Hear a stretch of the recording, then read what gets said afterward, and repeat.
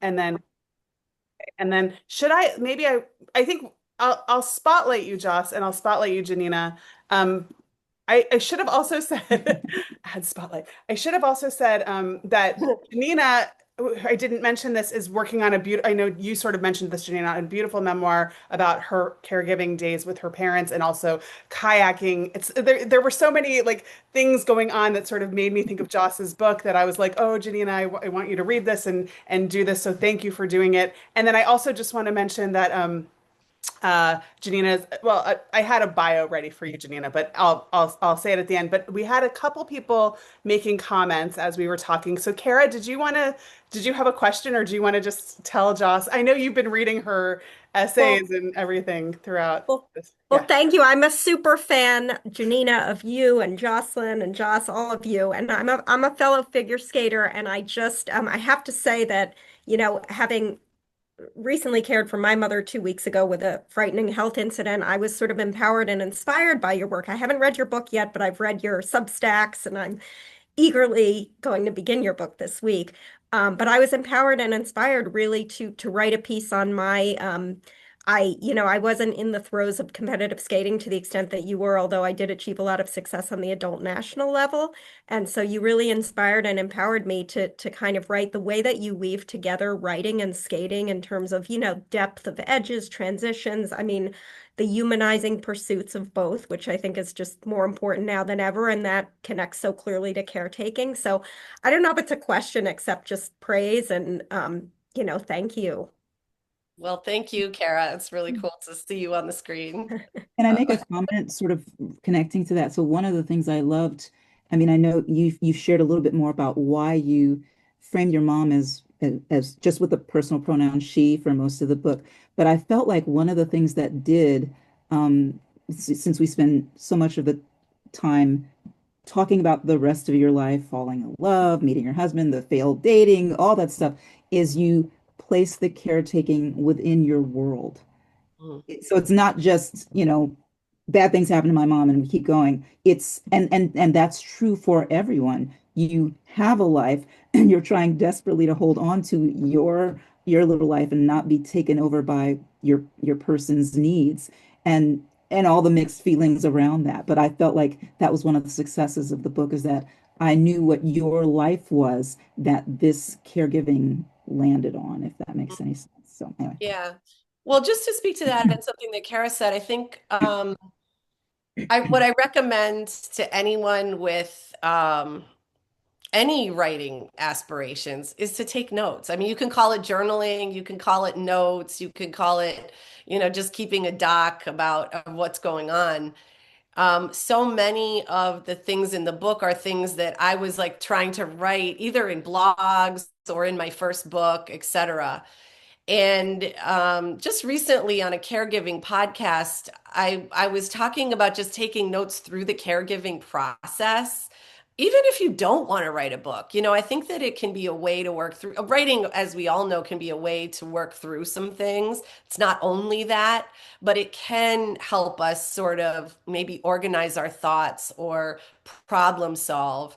And then you never know if you're a writer later on, those notes may end up being really, really valuable to your process. I'm not really a journaler, but like I said, I was such an aggressive blogger in those years. And also at that time, which is kind of perhaps somewhat lost at this point, I was writing pretty long emails to people, and updating them. My mom's not doing well. We took her to the rehab, blah, blah, blah, blah, blah. Like I would write this to a friend. And those ended up being sort of a record for me to work with, looking at the emails, looking at my mom's last email to me, and so that's kind of, I don't know about you, but I'm not really writing those kinds of emails to people anymore. There's a lot of texts and maybe some phone calls. But so I think there's something to, I just think there's something to taking notes about any experience that we're going through. And maybe specifically to the caregiving experience as well. And I'm going to piggyback on that. I do not have a book to show, but what I have written my was based on I had two school, books that I wrote all the notes. I was going to my dad's doctor's appointments, my mom's, and all those notes, all that stuff. There'd be random rants in the middle. Yeah. All of that went into my creating the manuscript. And I did a similar thing. I was the one who went to the doctor. I would write these email reports to my daughter Mhm. and brother, bringing them up to speed, and those became critical in what I have put together for That's great. the manuscript that will be sold. Yes, it will, and I cannot wait to read it. Anyway, other questions from the peanut gallery? Yeah, if you have a question, you can just unmute and ask it. I think this guy has a question. Hey, Jocelyn. Hey, I don't know if you remember me from 10 years ago at it was Josie's birthday, 40th, I right? think. Or 40th. I do. So Yeah. I know Yeah. Jocelyn through Josie Rubio, who some of you at least know the name because the Josie Rubio Scholarship is something that, so Josie was a good friend of both Jocelyn and mine. And I think I was always Jocelyn number two, right? I You always might be, knew you as the other yeah, Jocelyn. I was going to say you were always the other Jocelyn, but I feel like I was number two somehow, like she knew you first. So I anyway, don't remember that part. We were not And, ranked. and Okay, we were I not ranked, Joss. and I'm from Ohio, which is kind of how we ended up, Right. dating, sort of. Anyway, hey, I was going to ask your husband Rob's, I love his work. I couldn't remember, was it your mom did she teach him, or was she an art teacher or something? no, it's How did the plate, the the plate. Tell the the plate plate? story. Okay, so my husband is an artist and has always been an artist, but he also worked in tech for many years. And during the pandemic, I broke a blue willow plate. For those of you who don't know what that is, it's a blue and white plate that has kind of pagodas. It's a very familiar, iconic pattern that has pagodas and little round trees and little people on a bridge. And I just didn't want to throw it away. I had this like shard sitting on our kitchen island, and it was pandemic, and like we just fully let our house go during no one was coming in, so we just like let our house go. And my husband just kept walking past it. And one day he said, I think I want to do something with your mom's plate with that shard. And I was like, okay. So he takes it back to his studio. It just so happens that on January 6th of 2021, now it's pretty interesting because I had only started my book one week earlier. But on January 6th, yes, the day of the insurrection, I walked back and I said, I was watching TV and I said, do you see what's happening in DC? And he said, yes. And he was for the first time in a long time, it was the first time I saw him drawing at his drafting table. And what he was doing was he was drawing the rest of the scene. So you have this broken plate, and he's drawing the rest of it. And he gave it to me that night. I thought it was the most beautiful thing and the most beautiful gesture I've ever seen. For those of you who have read the book, my husband was an amazing son-in-law, and he was very loving to my mom, and in fact was the person who suggested that she come live here in New York. And so it was an amazing gesture. I put the picture up on Facebook that night, and it blew up. Everybody loved it. They said, "Oh, my grandma had those plates. My mom had those plates. That's so beautiful. That's so cool." And I don't know, that was what, 4 years ago, and he's now a full-time artist. And these things have sold he's gone on to make many, many more, and they've sold around the world. Was So he not an artist before? he was an artist. He had done worked. Actually, this is one of his pieces. This is Ah, sort of a collage piece. He had worked in many different mediums: a painter, a sculptor, etc. And so this was a completely new approach or new tack for him, and it has surprised him as much as it surprised me. And my mom would be absolutely thrilled and amazed by what has happened with this artwork. And not He to got get laid off off. track, but he's got a show up right now in Soho, Actually, right? it did close. He did have a show. It did close. It closed November 2nd. But It yeah, was yeah, so he had cool. It was beautiful. yeah. Sorry. It's been really cool, and it's just Wait, cool that Jocelyn, go get Rob. Just kidding. yeah. He's like probably dozing off right now, but yeah. Well, thanks for clarifying that. Yeah, very cool stuff. Yeah. I'd Yeah, really it's like to look at that. yeah. Oh, Yeah, his name is Rob Strati, and the best place to see him is on Instagram. Rob Strati on Instagram. Strati. Yeah. Um, yeah. Any other questions from anyone? I feel like I I've don't been. really, I don't have a question, but I was just, Joss knows, like my sister, she's married to someone, she's 65 and she's married to someone who's 78, and he's just suddenly come down with vascular dementia.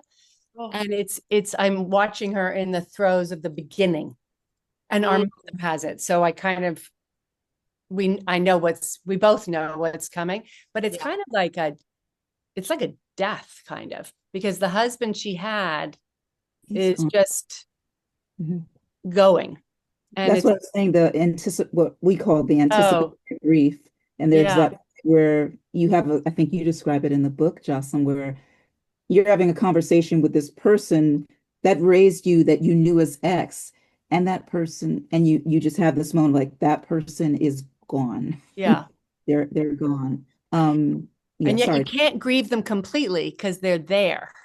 Yeah. It's this, Well, I mean Yeah. that, yeah, yes, and I mean, because at least for me in the book, mm, I there can was a moment I or I realized can't. that when my I've dad got it. passed, there were not a lot of tears because the person I knew was mm, gone. I mean, I think you say in your book that when you saw your mom in the casket, and you real that's not her, but also anyway, there is that morning when they go, but that person is gone. So yeah, you're doing what has to be done.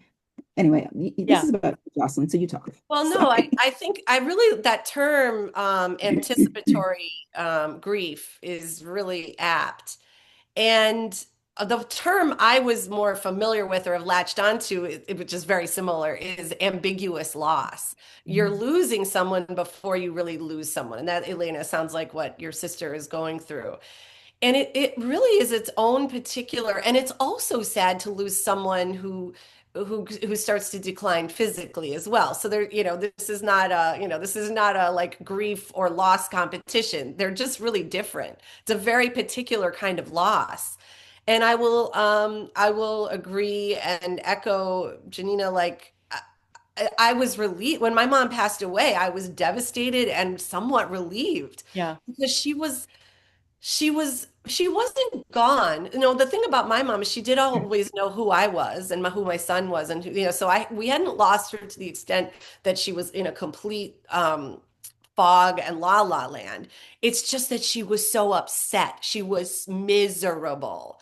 And mm, so there was sort of a relief for her that it was over. mm, But I will say, to bring it back to writing, that when I was writing this book from 10 to 12 at night, over those 9 months. And then I'd written at least 14 drafts or maybe 100 since then.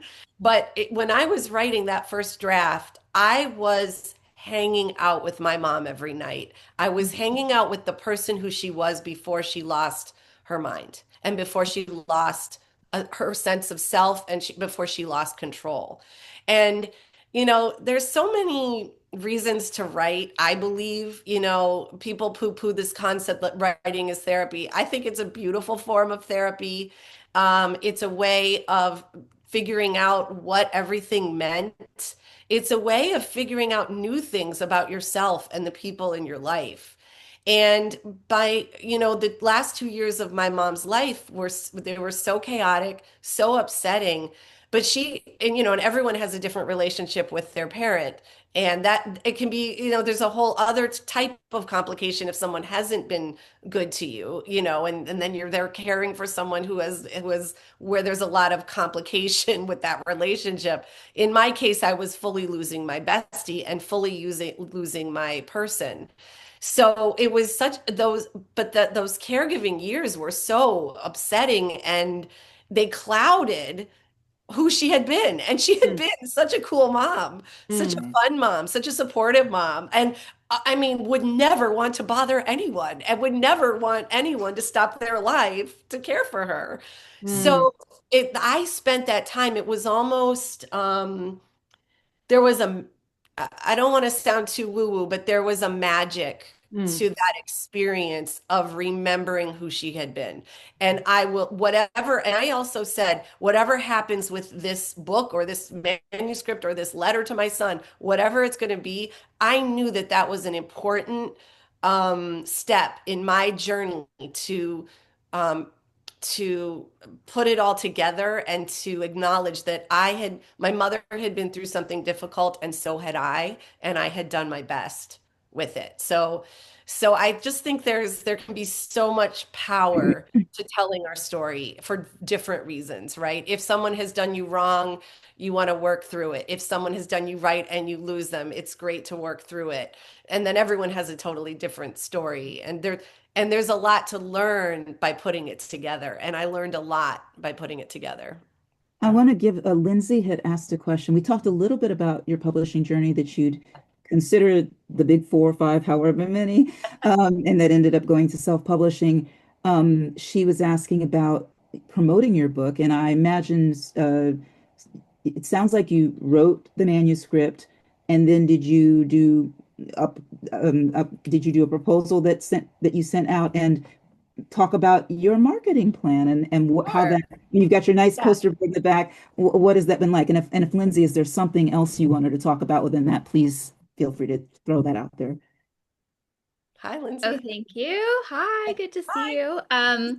Curious with the small press, like how much was on you in getting the word out there for your book and kind of your shared experience for others that may go through a small press as well on what you found was really helpful, maybe not helpful, because I imagine a lot did fall on you. And then also now that you're in the throes of your tour, how it's been in these in-person events, because I've had other friends doing memoirs on very personal, sensitive subjects, and if you've encountered anything uncomfortable with your audience and how you've navigated that, if at all, maybe you haven't. Thank Okay, you. yes. Okay, yes, I have. Hi, Lindsay. Okay, I'm going to start with your last question, and then you're going to remind me of. I have answers for all of those concepts. I'm going to start with the last one. The first time I read from the book was really early in the process. I was invited to read from my book. By this point, it hadn't even been edited yet. And I picked a I was invited to read as part of someone else's book launch to finish that sentence. And, I had my book deal and it was a manuscript. And I decided to read a very intense, pivotal moment with my mom in the throes of dementia. Well, I was crying, the audience was crying, people were coming up to me afterwards and crying. And look, I'm a humorist. I mean, I also write humor, and this was very uncomfortable for me. And so I said, that's it. I'm going to read from lighter parts of the book. So I'm only reading from lighter parts of the book at this point. It just is not a comfortable space to be.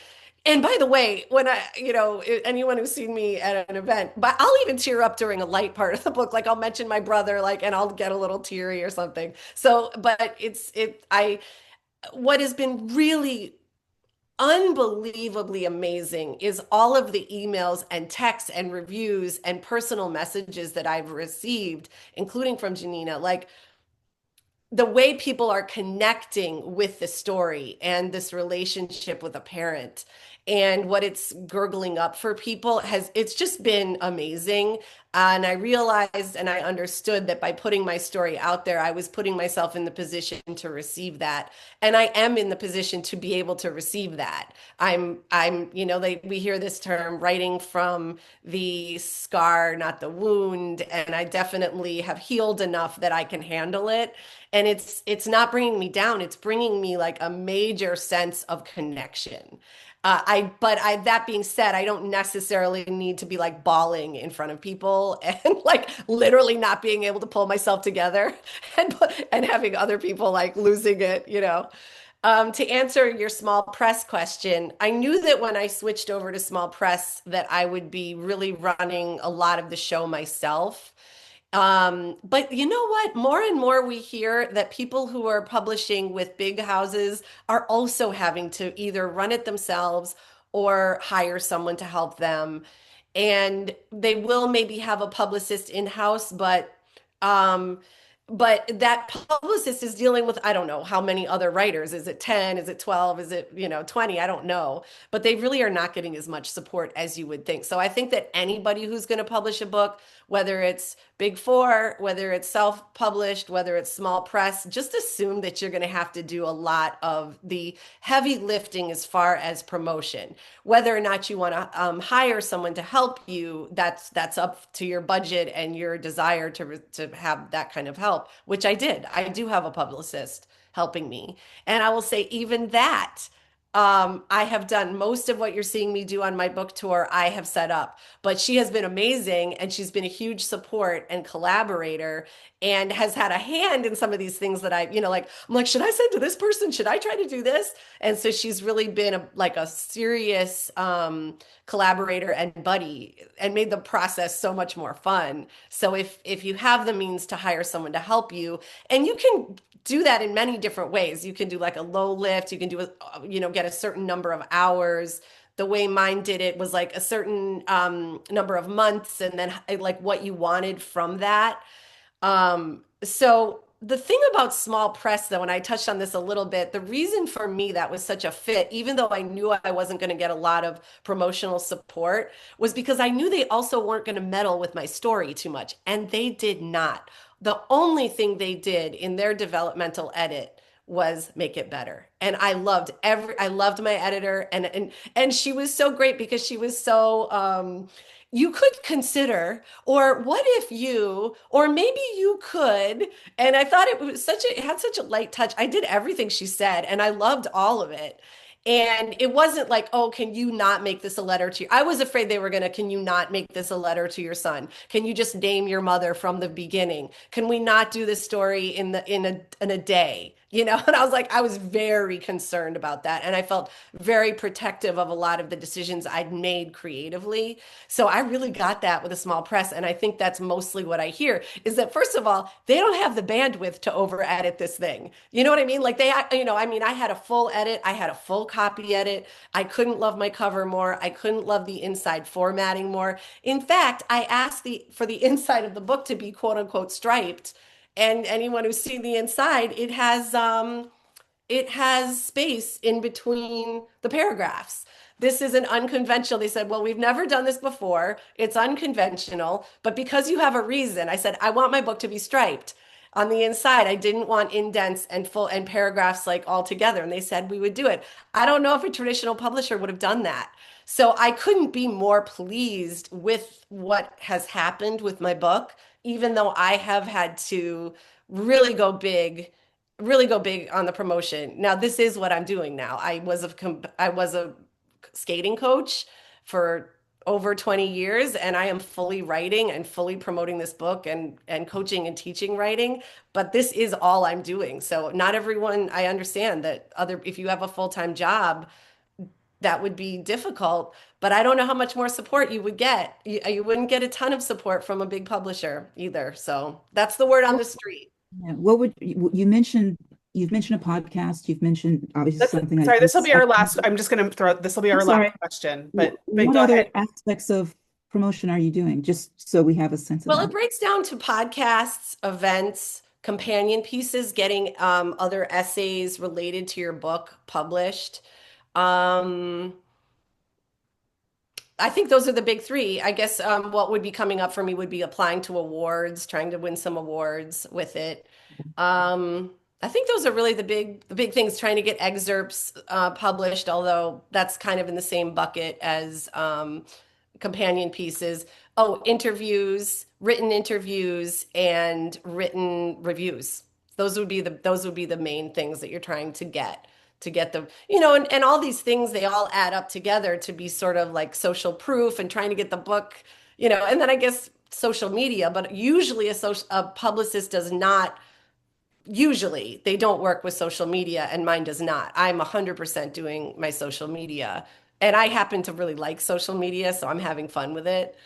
Um, I do feel like I want to just say if anybody so Jocelyn and Lindsay and Carol and Ren, there are a bunch of people here tonight that are a part of the book launch group. And if you're even just curious to sort of hear what people are doing, like Jocelyn, I feel like has had some incredible advice for everybody, and you can just join that. I want to take a minute. So first of all, I want to start by saying thank you so much to Janina and to Jocelyn because this was amazing. And Jocelyn is in the community. Janina's in the community. If you guys have any questions, you can DM them or however you want to reach out to them. I want to quickly just mention, I want to show you guys a little bit about, I'll unspotlight our amazing spotlit people. Remove spotlight. There we go. And I just want to quickly, before we wrap, I want to say two things. The first thing is that Ren Cedar Fuller, who's here, your book just came out, right? Your book came out or is coming out this month. Yeah, it came out at the beginning of October. Yeah, Amazing. Okay, so Ren's book, yeah. and I'm putting this in the chat now. Ren's book, Bigger, is our next book club, book group read, Yay. whatever we're calling this. Amy Roost is going to lead us in that discussion. Her book is in the chat if you want to get it now and take a look at it. We're going to meet on December 16th, which is a Tuesday, so you have a month. But it's essays, so you could probably even just read a few if you don't have time to read the whole book. And I want to also mention Carol Lynn's book, When News Breaks, is going to be our February book, right, Carol? Because your book comes out in January. Or wait, maybe we should do it in March because we have to have time to read it. Okay, I think Carol's is going to be March, but you can pre-order. We haven't scheduled it yet, but it's also on the docket. And if anybody wants to lead one of these book groups, if we don't have a book from the community, we can pick a book outside of the community. But there are still a ton of writers within the community that have books out that maybe we want to pick one. But it's super fun to sort of come and, oh, your book's out December 9th. Oh, perfect. So yeah, so February, that's going to be our Carol's book. So and I don't think we have anyone to lead that. So maybe Lindsay or whatever, we'll talk. Um, but okay, so anyway, if anybody wants to lead one of these, that would be amazing. I want to just quickly show you guys Prose Playground. As per usual, we have a lot of really cool stuff, even coming up right now. Next week, we have Caroline Palmer, whose incredible book Workhorse is like it got two raves in the New York Times. Sorry, that's not it. This is the seminars. It got two raves in the New York Times. She's like, this book is going to be something, and one of the earliest writers I've ever written with from a writing group. She's an incredible person. I think it's going to be really cool. So come to this one if you can. It's free. It's another free. We're just doing an in conversation like we did tonight with Joss. Um, what else do I want to tell you guys about? There's a bunch of classes coming up. This is all in January. We have Abby Sher, who's going to do sort of a humor-based narrator class, 4 weeks. This is like a special announcement that I'm just making for the first time, which is that Dan Jones from Modern Love is going to be teaching for us. We haven't locked it in yet, but I think it's going to be like late winter, early spring. It's going to be something very special. He's never done anything like this before, like open to writers, any writers. So that's something to kind of keep an eye out for. And then as far as our seminars go, we do have the famous Pulitzer Prize winner Ira Glass is coming on December, what is it, December 9th. So he's coming, which is also a Tuesday from 7 to 9. I think this one's going to be super cool. He's going to give us a writing prompt after he's done talking, and we're going to stay and after and maybe try to figure out how we could pitch our own stories to radio or create a story for radio. So there's anyway, lots of cool things happening coming up. Come to Caroline's event. I'm stopping the share. Ooh, stopping the share if you can. And yeah, thank you all so much for being here tonight. And I again, thank you to Jocelyn and Janina. You guys were amazing, and this was so much fun to listen in on. So thank you all so much again. Have a great night, everybody. Thank Thank you. you. Good night.